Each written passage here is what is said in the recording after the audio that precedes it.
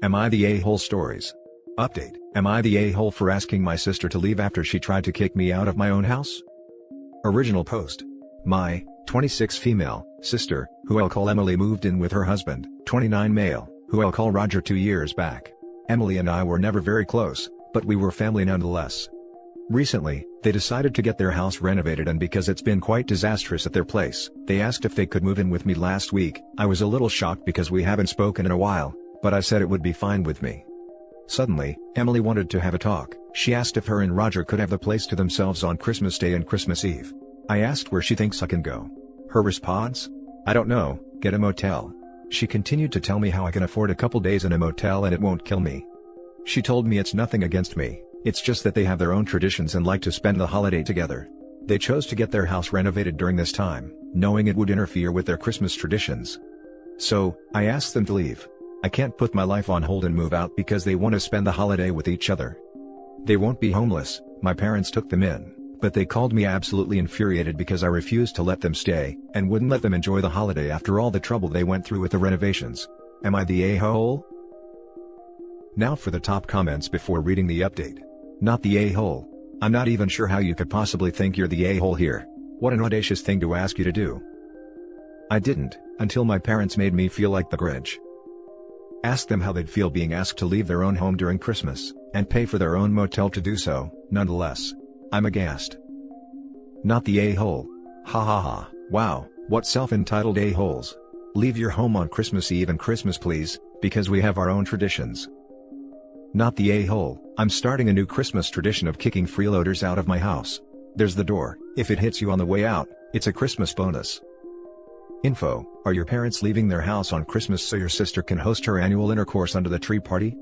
Like, loud or kinky action is the only thing that makes sense here for why she asked you to leave your own house.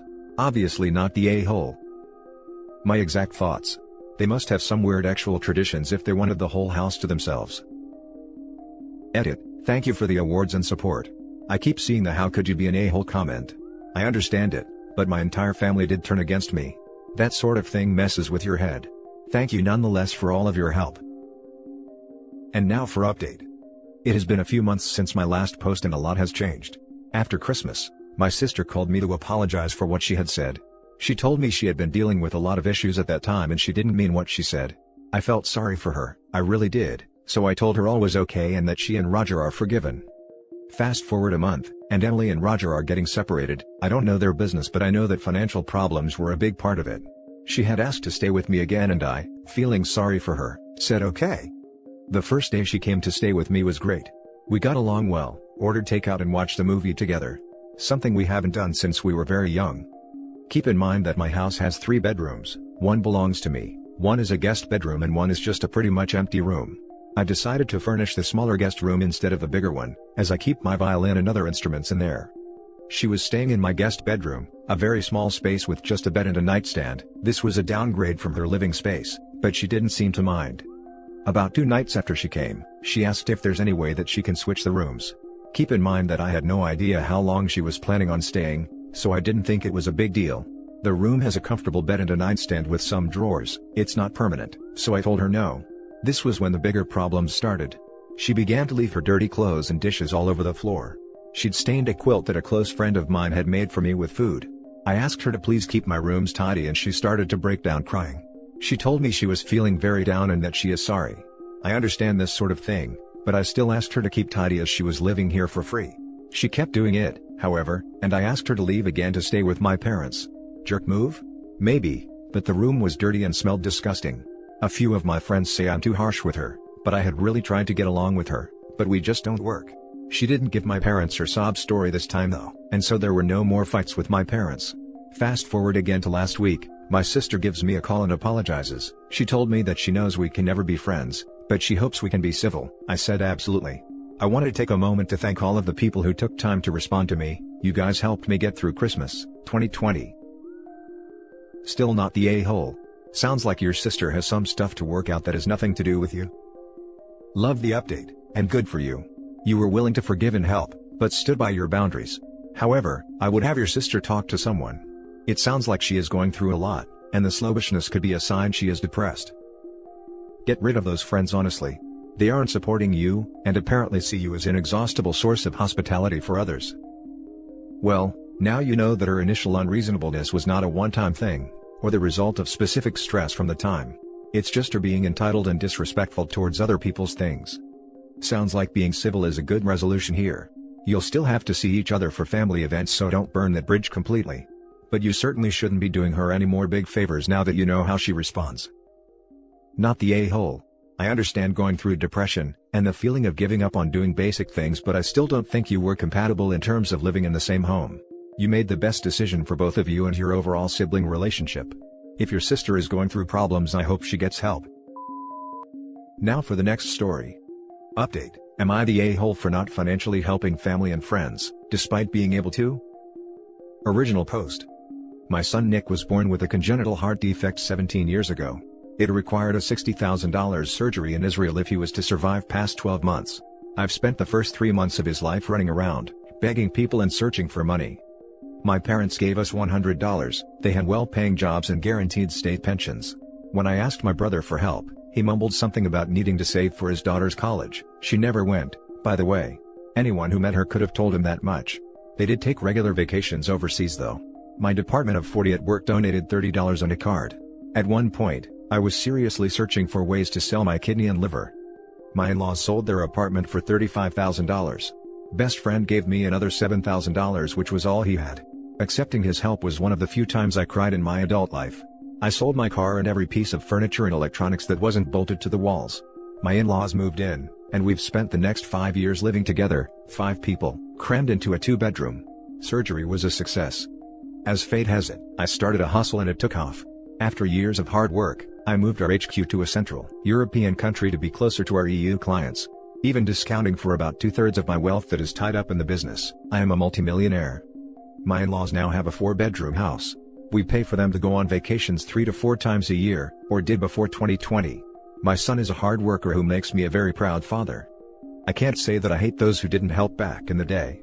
Hate is a strong word. Rather, I feel like I've learned my lesson and don't expect anything from them.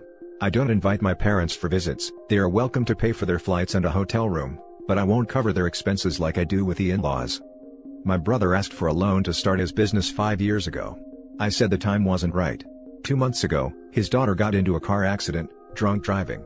Nothing seemingly life-threatening, but a lot of nasty scarring on her legs that require a costly cosmetic surgery. I suggested he looks into downsizing as I am focused on helping my kids get good education. Old coworkers who wanted to join my business once it took off, were told to apply through the regular process. Except for my best friend. He's been my partner from the start and I sleep better at night knowing we've got each other's backs. It comes without saying there have been lots of very unhappy people in my life. In our culture, you're expected to support your community and family, do favors. Nepotism is very much an ingrained thing. You're supposed to bring over your family if you're lucky enough to root yourself in the Western world, help friends emigrate. My parents told me to my face they are ashamed of me and how the Western culture has changed me. I've been called many things, way worse than a-hole and heartless. After hearing my story, tell me Reddit, am I though? Edit, to those wondering why my parents had a pretty lukewarm response, if you can even call it that. The surgery had a 40% success rate. They thought we should let nature run its course, and instead, try for a new baby. It may sound horrendous to Westerners, but it's not that cold of a statement to someone in our home country, but obviously wife and I didn't take it well. Now for the top comments before reading the update. Not the a-hole. Your in-laws sold their $35,000 house to help you. Your best friend gave you all he had to help your son. Nobody else helped you, or even pretended to help you and your son. Your in-laws deserve everything you're giving to them because they were one of the only people there for you at your absolute lowest. You were going to sell your kidney for your son because nobody else helped you. Having your old coworkers who did not help you beg to get into your business don't deserve it, and not only that, but it is 100% fair that they are to apply just as anyone else. Your parents are just angry at you for not sharing your success. If you can't handle me at my worst, then you don't deserve me at my best. That goes for you and your son in relation to rest of family. Not the a-hole. But your parents and old coworkers certainly are. Ha, this is probably the first time the "can't handle me at my worst" phrase made any sense to me. Thanks for putting a smile on my face. Try for a new baby? To quote a fellow Redditor, what the Kentucky Fried Duck? Not the a-hole man, glad your kiddo is good and you made it. I often say friends are the family you pick for yourself. Stick with them. Not the a-hole. In our culture, you're expected to support the community. They didn't support you when it was a literal life and death situation for your son. You don't owe them anything. Good for you that everything went so well in your life. Keep supporting those that supported you, like your in-laws and best friend. Not the a-hole. They're not obligated to help you and you're not obligated to help them. Don't help them. But your parents comment about, let nature run its course and instead try for a new baby. Like, what the hell do they smoke? Who tells that to anyone? They essentially told you to let your son die and provide them with another grandchild. Should have gone no contact then and there. Nobody needs such people in their lives. It's very hard to explain this, but it's truly not as horrific as it sounds for people raised and living in that culture. I don't know how to get it across in a just manner. The only very weird analogy that comes to mind is how bone marrow jello is a delicacy in some countries that is served during holidays. And in other cultures, people would have a complete WTF moment if they are told this is food. And now for the update.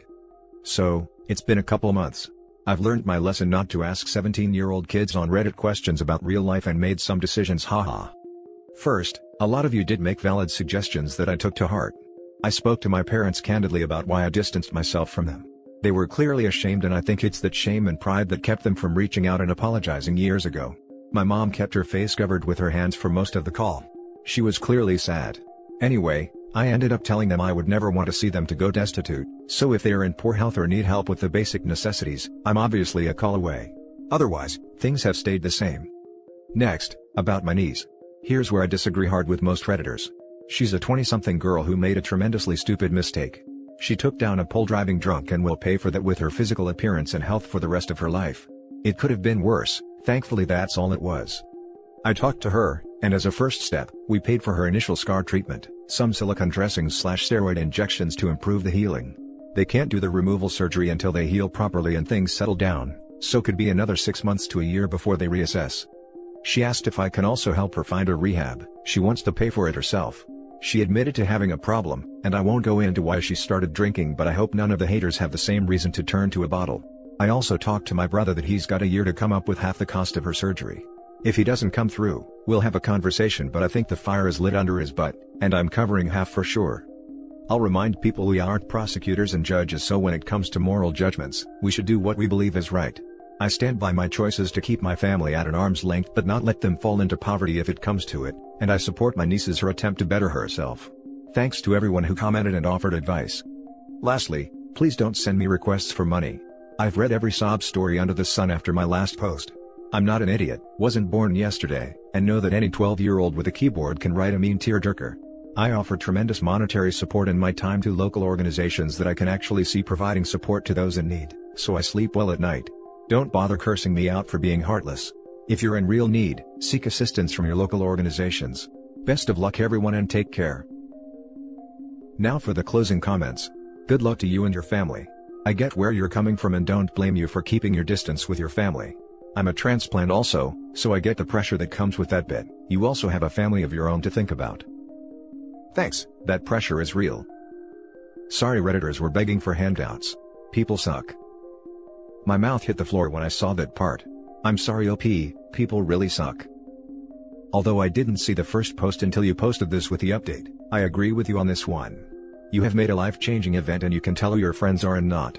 To be honest, when people hit something in drunk driving, only two things happen. Either they see what they did and turn for help, or they deny it by burying themselves in booze. I fully support you trying to get a start with your parents. Not the a-hole. Thank you for your kindness. I do not understand people who ask strangers for money. It's never not shocking to me to hear about that. Who thinks sending a sob story to a stranger and asking for money will actually work? Works all the time actually.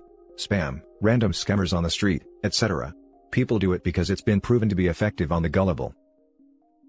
And that's it for this video guys. If you have thoughts to share, leave a comment below.